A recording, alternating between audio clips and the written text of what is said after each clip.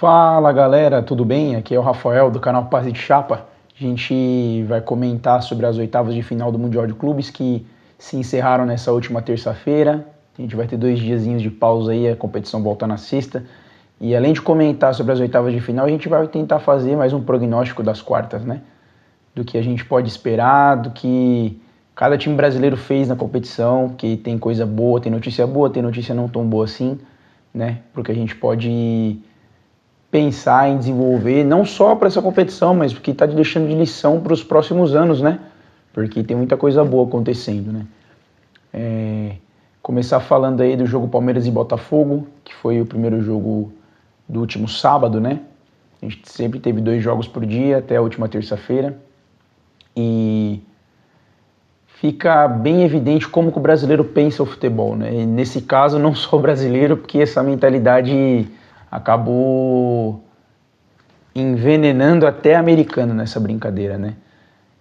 O jogo Palmeiras e Botafogo não foi um jogo bom, né? Teve prorrogação, a gente lembra que dá um desgaste a mais, né? Porque todo mundo tem que jogar meia hora a mais e talvez a possibilidade de pênaltis, aí o jogo fica ruim porque todo mundo não quer saber de arriscar. E essa foi a tônica do Botafogo na competição, né? Não querer correr muito risco, querer jogar fechadinho, querer entender o papel de cada jogo, e isso funcionou na fase de grupos, né? Porém, não funcionou tanto no jogo contra o Palmeiras. Se na fase de grupos tinha John Textor beijando o Renato Paiva, falando que era o melhor treinador do mundo, isso papo de 5 dias depois, 5, 6 dias depois, a coisa já mudou de figura, já não é o treinador, e a gente viu o resultado, né? O Botafogo foi muito apático, só quis saber de defender. O Savarino, por exemplo, não fez um bom jogo. O Igor Jesus mal tocou na bola direito. O Arthur até fez uma coisa ou outra, mas o meio de campo do Botafogo se preocupou muito mais em marcar o meio de campo do Palmeiras do que necessariamente jogar a bola, e a gente viu isso. Funciona na fase de grupos? Funcionou, mas aí os adversários eram de um nível superior, né? O Atlético de Madrid e o PSG ofereceram muito mais perigo para o Botafogo do que o Palmeiras ofereceu, que também não fez uma boa partida.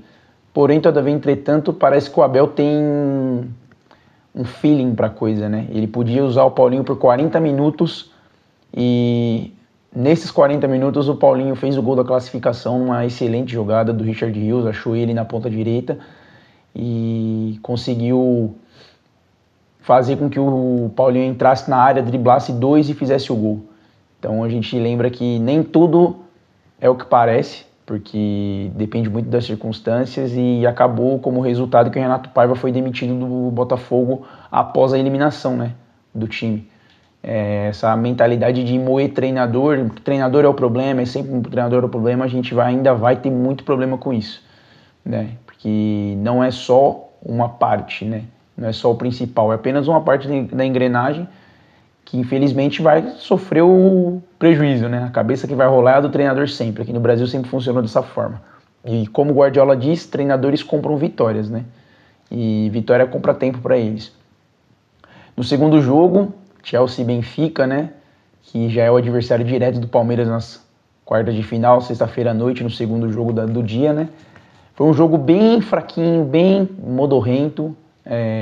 O Chelsea não conseguiu fazer toda a superioridade que todo mundo pensava que tivesse, se traduzir no campo, e fez 1-0, com um gol de falta do Reece James. Depois a coisa começou a degringolar por causa da paralisação, né? A gente tem que, em certo ponto, parabenizar os Estados Unidos por isso, né? Por ter esse trabalho de prever situação diferente ali, com chuva, tempestade e tudo mais, mas também a gente não pode levar a sério uma Copa do Mundo que a gente está esperando já na próxima esquina, na esquina de 2026, ter jogo de Copa do Mundo parado por mais de 2 horas por causa de alerta de tempestade. E o pior é que faltavam só 5 minutos para o jogo acabar, aí acabaram fazendo isso e atrasou o espetáculo. O Benfica acabou sendo o favorecido nessa questão, porque estava perdendo, foi pro intervalo, conseguiu arrumar as coisas, né? Nesse intervalo, por assim dizer, conseguiu arrumar a casinha. Conseguiram o gol com o Di Maria no cantar do cisne dele no futebol europeu, né? Que agora ele tá indo pro Rosário Central. E Mas aí na prorrogação a gente viu que o Chelsea realmente tem um nível acima, apesar de não ter conseguido demonstrar isso, né? Conseguiram fazer 3 gols em, acho que 4 minutos, e 3 gols em 6 minutos. E aí conseguiram a classificação para enfrentar o Palmeiras nas quartas. O terceiro jogo que a gente tem para comentar é PSG Inter Miami. E fica muito evidente como o PSG está um patamar acima, está levando a competição a sério, sim, né? Porque conseguiu sem muito esforço fazer 4-0 no time que deu muita dificuldade para o Palmeiras, né? Conseguiu nem no segundo tempo, só fez a questão de ficar rodando bola de um lado para o outro, porque o placar já estava resolvido. Deu a bola para o Inter Miami para poder ver se o Inter Miami faria alguma coisa, mas não aconteceu, porque infelizmente é um time limitado que tem um jogador que é um dos melhores de todos os tempos, né? O Messi se despediu do Mundial de uma maneira um pouco lacônica, triste, mas era esperado, né? Era um reencontro contra o antigo clube dele, que ele não saiu bem, e para o Paris acabou saindo muito melhor porque conseguiram uma vaga para a próxima fase, né? Que vai enfrentar o Bayern de Munique. E aí a gente entra num ponto que os próximos 2 jogos eu quero comentar bastante. Primeiro ponto, muita gente aqui na imprensa do Brasil está vendendo um espetáculo que não aconteceu em Bayern de Munique e Flamengo. O ponto que a gente tem que lembrar muito bem é que o Bayern de Munique está fazendo uma competição consistente, sim, apesar do tropeço contra o Benfica. E isso ficou demonstrado no jogo contra o Flamengo. Levaram a sério desde o primeiro minuto, colocando pressão alta na gegenpress com 6 caras na frente da linha de defesa do Flamengo. E aí faltou um pouco de maturidade para o Felipe Luiz, de entender que não era jogo para poder sair fazendo pressão, querer sair de pressão com bola no chão. Eu entendo quando o treinador quer fazer isso, ele quer ser um pouco dogmático, né? Quer morrer com as próprias ideias dele, uma coisa que o Diniz faz que eu acho que beira a ingenuidade. E a gente entende isso do Felipe Luiz, mas não entende do Diniz, porque são níveis diferentes de carreira, estágios diferentes da carreira um do outro. Mas faltou essa maturidade para o Felipe de entender que talvez não fosse o jogo para ele fazer isso, né? O adversário não propunha. Mas aí vão falar, mas se jogasse a bola lá pro Gonzalo Plata e pro Arrascaeta brigarem, não ia dar em nada, mas pelo menos não ia sofrer tanto. O Flamengo entrou muito nervoso, a gente conseguiu ver, é um apagão nos primeiros 10 minutos. O gol do Pulgar é muito característico, o segundo gol do Harry Kane também. Aí tem o 2-1, que é um excelente gol do Gerson, que coloca um pouco de fogo no jogo, o Flamengo volta pro jogo, né? E aí logo no finalzinho do primeiro tempo o Bayern consegue fazer o 3-1, porque ficou evidente, né? E depois até perguntaram pro Neuer o que ele achou do jogo, e ele falou que não foi complicado. E essa é a visão que eu tive. Quem discordar, normal, acontece, mas essa é a visão que eu tive. Toda hora que o Flamengo começava a respirar no jogo, o Bayern de Munique dizia ali entre si, vamos acelerar? E na que acelerava fazia o gol. No segundo tempo ficou muito claro isso. Depois do pênalti, né, deu aquele respiro de esperança pro torcedor do Flamengo, de não, a gente consegue e tal. O Jorginho que fez uma boa partida assim, mas não dava. E isso ficou evidente na pressão que o Bayern fez para fazer o 4º gol. E é uma coisa que a gente não está acostumado, né? Faltou um pouquinho de 2 jogadores, né, que a gente lembra assim. O Felipe não teve um tanto de maturidade de entender que era um jogo mais pro Bruno Henrique do que pro Arrascaeta. E a gente consegue entender porque o Arrascaeta com 30 anos não jogou nem num Sevilha da vida, não jogou num Betis, não jogou numa Real Sociedad, porque realmente não tem nível. Ele é um bom jogador, mas para a realidade do futebol sul-americano, que é aquela coisa de ritmo, de pausa, lá na Europa não tem como fazer isso. O cara tem que ser fisicamente muito forte, não é o caso do Arrascaeta. A gente pode trazer aí para a questão do camisa 10 o Modric, né? Que o Modric é um camisa 10 sim, mas ele tem força física para aguentar duelo, para aguentar embate, e por isso que ele jogou tantos anos no Real Madrid, né? Ou talvez uma leitura de espaço que o Thomas Müller tem. Eu nem estou comparando o Thomas Müller com o Arrascaeta, para mim são jogadores diferentes, perfis diferentes, mas ficou evidente isso. E o outro cara, né, que todo mundo esperava, toda a torcida do Flamengo esperava, era o Pedro, mas o Pedro não conseguiu entrar no mesmo ritmo do grupo, e aí num jogo que podia entregar alguma coisa, acabou nem entrando, mas não é culpa do Felipe, é porque realmente o Pedro e o Arrascaeta, que são jogadores que a gente dá muita exposição aqui no futebol brasileiro, eles não têm nível, por isso que eles estão no Flamengo e não estão num time de segunda prateleira da Europa. A verdade é essa, né? E por isso que fica essa questão de adaptação mesmo, de entender que nem todo jogo a gente vai poder jogar do jeito que nós queremos. A gente vai ter que jogar de acordo com o que o jogo pede. Tem que saber ler o que está acontecendo no campo. E aí eu já entro no jogo seguinte, que é Inter e Fluminense, né? Inter de Milão e Fluminense. Que aí sim a gente viu uma aula do Renato. Renato Gaúcho deu uma aula de tática, deu uma aula de leitura do que estava acontecendo. E até na entrevista pós-jogo ele fala que ele parou para o final de semana, né, ali para poder estudar Inter de Milão, para poder entender que a dinâmica que ele tinha que colocar era diferente do que eles estavam acostumados. Ele entrou com um zagueiro a mais para poder colocar os laterais em posição de ala e eles não sofrerem tanto, né, nesse enfrentamento, não ter que se espaçar tanto do zagueiro para poder dar o bote no ala da Inter, que os dois alas são bons, o Dumfries e o Di Marco, né? E isso conseguiu emparedar no corredor o jogo, e juntando isso com a pressão que o Fluminense conseguiu exercer no começo, direcionou um pouco a eliminatória, né? O gol saiu muito cedo do Cano, né, que é um atacante de altíssimo nível aqui para o futebol brasileiro, né? Ele conseguiu encontrar esse espaço. Para mim o Arias foi o melhor jogador da partida, estava em tudo quanto é parte, parecia um motorzinho mesmo. Ele é a grata surpresa do Mundial de Clubes, pelo menos para os times sul-americanos. Não acho que ele fique muito mais tempo no Fluminense depois do Mundial, porque tá todo mundo vendo as exibições dele na fase de grupos, e agora nesse jogo contra a Inter de Milão fica mais evidente, né? E aí no segundo tempo o Fluminense consegue trancar a Inter, deu uma aula de jogo defensivo. É irônico porque a gente sempre fala que o Renato é aquele cara peladeiro, brincalhão, que não sei o que, é o bom de grupo. Eu mesmo já trabalhei com pessoas que dizem que na questão de grupo ele é o melhor do Brasil, né? E que viveram com ele, no caso, né? Mas o que ficou demonstrado ontem é que ele é excelente em tática. Ele é um puta leitor do que está acontecendo no jogo, e ele entendeu. E ele também, e é um traço que muita gente não fala do treinador de futebol, né? Porque tem aquela cultura do que a gente vê o treinador como alguém impositor, né? Como um ditador de estilo. Que a gente vê muito, por exemplo, no Diniz, no Guardiola. A gente agora tá com um cara na seleção que não tem muito esse perfil, que é justamente o Ancelotti, né? Mas agora com o Renato a gente também consegue ver isso. Tem uma parada técnica no segundo tempo que é muito marcante, que aí, antes de eu falar, eu tenho que ressaltar o papel que o Thiago Silva está fazendo nesse elenco do Fluminense, né? Voltou como capitão, como lenda, passagem estelar no Milan, no Paris, aí no Chelsea conseguiu a Liga dos Campeões que ele sempre quis. Na Copa do Mundo ele não teve tanta sorte com a seleção brasileira, mas o Fluminense ele está mostrando que é um zagueiro geracional. Dá para colocar, não na mesma prateleira, porque tem níveis ali, mas dá para colocar no mesmo nível do Maldini. Ele aprendeu com o Maldini quando jogava no Milan, né? Mas é muito legal, é muito bacana ver o que aconteceu. No segundo tempo ali, na pausa técnica, o Thiago Silva falando de como a Inter estava jogando e que o Arias não conseguiria mais ajudar na marcação, né? Então ele pede para o Renato para trocar um pouco ali, colocar o Everaldo, que era o centroavante, para poder marcar. A gente fala, não, mas como assim um atacante marcar? Mas pelo que o grupo precisava, era essa a resposta mesmo. Aí o Lima pega, não, tá bom, eu pego o outro lado. E o Renato, não, tá bom, é isso, vamos fazer.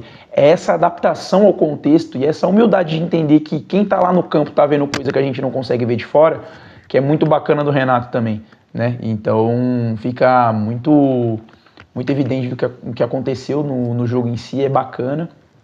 E também mostra que a gente não tá tão ruim assim quanto pensa. Acho que cada jogo tem uma história, e quando o treinador e quando o elenco conseguem entender a história do que está acontecendo, o que o jogo vai pedir, a coisa tende a fluir, né?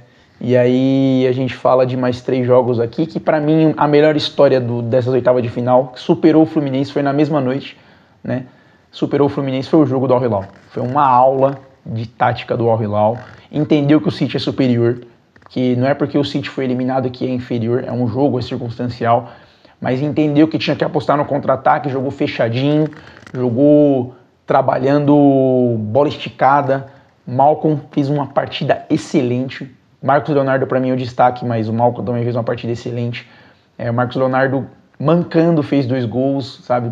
Ele fez o primeiro, depois ele fez o segundo. O Al Hilal entrou numa voltagem diferente, sabia que era o jogo da vida. Aí você vê o Sheik depois no final falando chorando e tal. Ele deu um puta bicho pros caras depois, e é merecido, porque é um jogo histórico. Eu acho que para eles deve ser o maior jogo da história do Al Hilal, né? Porque tem aquela questão também de Emirados e Arábia e tudo mais.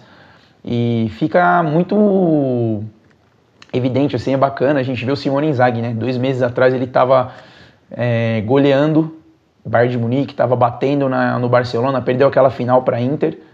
E agora, 2 meses depois, ele tá tirando o Guardiola de um Mundial. Essa que é a beleza do jogo único, cara. É maravilhoso. O Simone Inzaghi é um excelente treinador. Ele ter saído da Inter mostra um pouco da dimensão dele, né? Porque a Inter não conseguiu se encontrar na competição. No jogo contra o Fluminense ficou evidente isso. O time estava abaixo. E aí a gente pensa, não, porque tomou 5 só por causa do treinador. Não é. Tem muita coisa ali que aí você separa uma coisa da outra, você consegue ver onde está cada coisa, e deu muito certo pro Simone Inzaghi, que tá fazendo história, né? Quarta de final contra o Fluminense, outro jogão aí, né? E aí a gente fala dos jogos de ontem, né? Que a gente tô gravando na madrugada de quarta. Real Madrid e Juventus, era o esperado, né? O Real Madrid passar, porque a Juventus está passando por uma curva ali de aprendizado, o time não é aquilo que era, por exemplo, 10 anos atrás, com aqueles 10 títulos, 9 em 10 do campeonato italiano. O futebol italiano em si está passando por um momento muito crítico, né? A verdade é essa. E o Real Madrid nem fez muito esforço, fez 1-0 lá com o Gonzalo Garcia, que é um problema pro Endrick, né? Porque agora o Endrick passa a ser terceira opção pro Real Madrid. Vamos ver como é que vai ser isso para ele, como que ele vai encarar, faltando menos de um ano para a Copa do Mundo. A partir de agora é contagem regressiva ali, né? Porque ele não teve tanto espaço assim com o Ancelotti, entrava, fazia gol, mas não teve tanto espaço. E agora vai ter menos espaço ainda no Real Madrid para poder mostrar o que sabe, né? A gente sabe que é um bom jogador, sabe que é algo importante, mas vai ser difícil para o Endrick, é um drama aí para essa temporada para ele, porque ele vai ter que se mostrar, porque ele é a terceira opção. O Gonzalo Garcia, a base de gol, a base de bons jogos, está roubando o lugar dele, e a gente sabe que o Mbappé é o primeiro disparado das opções ali para o Xabi Alonso, né? Então é uma coisa que a gente vai ter que ver o Endrick trabalhar bastante para poder conseguir esse espaço no Real Madrid e talvez a vaga para poder jogar a Copa do Mundo, né? E aí, para fechar, a gente fala de Borussia e Monterrey. Foi um jogo assim de controle do Borussia, primeiro tempo bom, fez 2-0 rápido, perdeu mais uns 2 gols ali, mas no segundo tempo o Monterrey melhorou, colocou bola na trave e tal, mas a gente já sabia desde o começo que o Borussia ia conseguir essa vaga. O Guirassy fez uma boa partida, os 2 gols foram dele. Mas é aquilo, o Borussia tá levando meio que, vamos lá, vamos ir ver onde é que vai e tal, porque não estão levando tanto a sério assim a competição, não. Estão passando mais porque os adversários que eles foram pegando não eram de um nível tão elevado, né? E aí a gente tem os próximos jogos, né, que vão ser Palmeiras e Chelsea, que tem muita história envolvida, né? Porque, por exemplo, o Chelsea pode tirar o Estevão do Palmeiras, né? Não só de forma figurativa, né? Porque pode ser o último jogo do Estevão no Palmeiras. O Estevão, que para mim fez uma boa partida contra o Botafogo, sim, saiu cedo. Eu não teria tirado ele para colocar o Paulinho, teria tirado o Maurício, que não fez um bom jogo para mim. Mas a gente sabe que o Estevão teve até aquela situação, ele não gostou, ficou bravo e tal, mas acontece, o menino é novo, vai aprender ainda. Pode ser o último jogo dele com a camisa do Palmeiras, justamente contra o próximo time dele, né? E também foi a final do Mundial de 2021. Então os palmeirenses estão entalados ali com o Chelsea na garganta. Tem muita coisa, muita história. Vai ser um jogo bacana, mas eu acredito que desse lado, dessa vez, é possível sim ter uma semifinal entre brasileiros. O Al Hilal e Fluminense é um jogo que você pode esperar tudo, né? Porque ninguém imaginava que... Eu, por exemplo, não imaginava que seria Al Hilal e Fluminense. Para mim era Inter e City, não aconteceu, por mérito dos 2 times, né? Tem nada a ver com a partida ruim que a Inter fez e a partida insegura que o City fez, porque o City não jogou mal, o City só teve falhas defensivas que não costuma ter, e aí teve uma partida ruim do Ederson, para mim ele falhou em todos os gols, se você concordar ou não, acontece, mas eu penso isso, eram bolas defensáveis. Então acredito que Inter e Al Hilal é um jogo que, vai ser muito interessante assistir, de verdade, porque são 2 propostas de adaptação, de ver o que o adversário está propondo e colocar uma resposta ali, né? Muita coisa pode acontecer nesse jogo. E aí a gente tem o outro lado, que aí é só pedreira, né? Os 4 europeus ali vão se matar. PSG e Bayern, acredito que vai ser um excelente jogo no sábado. Não, o sábado só vai ter jogão. Real Madrid e Borussia Dortmund, ainda acredito que o Real Madrid esteja um nível acima, mas acredito que o Dortmund possa complicar um pouquinho. A notícia triste é que não vai ter o encontro de Bellinghams, né? Porque o Jobe Bellingham, o irmão mais novo do Jude Bellingham, que está no Real Madrid, ele foi suspenso contra o Monterrey, né? E não vai jogar essa partida. E PSG e Bayern, para mim, é jogo excelente, é jogo de parar para ver, sei lá o que você gosta, se você gosta de uma pipoca, se você gosta de uma cerveja com churrasco, é esse jogo que você vai ter que parar para ver, porque vai ser muita coisa boa. Borussia Dortmund e Real Madrid já foi final de Champions, né? E PSG e Bayern foi final de Champions também. Então tem muita história aí pra gente ver a partir daqui. Sexta-feira o Mundial volta com muita coisa boa. Meus palpites são: Chelsea passa, Al Hilal passa. Vou ser um pouco, como vou dizer aqui, polêmico, mas para mim o Bayern passa do Bayern de Munique, o Bayern passa do PSG. E em Real Madrid, a gente vê semifinal entre Bayern de Munique e Real Madrid, Chelsea Al Hilal. E aí o resto é só acompanhar daqui pra frente. Beleza, pessoal? Se você concorda comigo, comenta. Se não concorda, comenta também, curte, compartilha, dá essa moral pro canal que a gente tá crescendo aí. Beleza? Obrigado, vamos rumo aos 200 inscritos aí, tamo junto. Obrigado, pessoal. Valeu!